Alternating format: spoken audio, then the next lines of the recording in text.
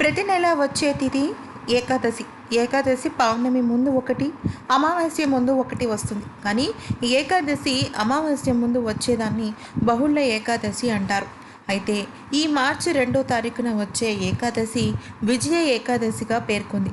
దీని వెనకాల పురాణాల్లో, మన ఇతిహాసాల్లో ఎన్నో రకాల శాస్త్రీయంగా, ధర్మపరంగా దీనికి ఎంతో విశిష్టత ఉంది. అందుకనే ఈ విజయ ఏకాదశి రోజున మనం మనసు పెట్టి వెంకటేశ్వర స్వామిని కనుక దర్శిస్తే, లేకపోతే మన ఇంట్లో అయినా పూజించటం వల్ల మనకి సకల సంపదలు దొరుకుతాయి, అష్టైశ్వర్యాలు సిద్ధిస్తాయి.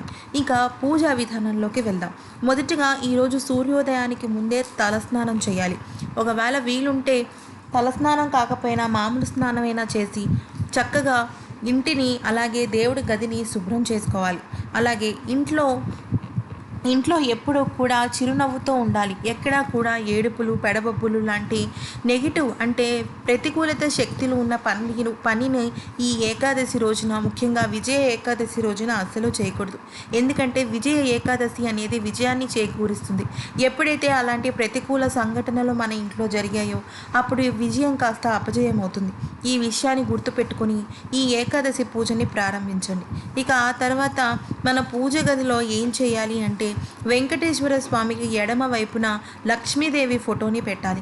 అలాగే ఇటువైపున వినాయకుడిని కూడా పెట్టాలి. అలా పెట్టిన తర్వాత ముగ్గురికి కలిపి పూజ చేయాలి. మొదటిగా గణపతి పూజను చేయాలి.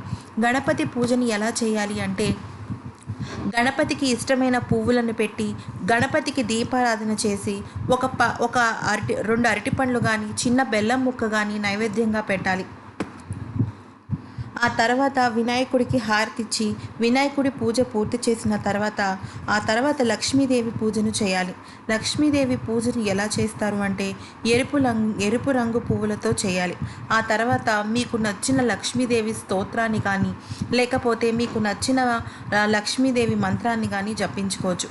ఇక ఆ తర్వాత దీపారాధన విషయానికి వస్తే, మీకు ఆర్థికపరమైన చికాకులు కాకుండా వేరే ఏదైనా సమస్యలు అంటే ఆరోగ్య సమస్యలు, కుటుంబ సమస్యలు, లేకపోతే వేరే ఏదైనా కోరిక కనుక ఉంటే నువ్వుల నూనెతోనూ, ఆర్థిక సమస్యలు ఉంటే ఆవు నెయ్యితోనూ దీపారాధన చేయాలి.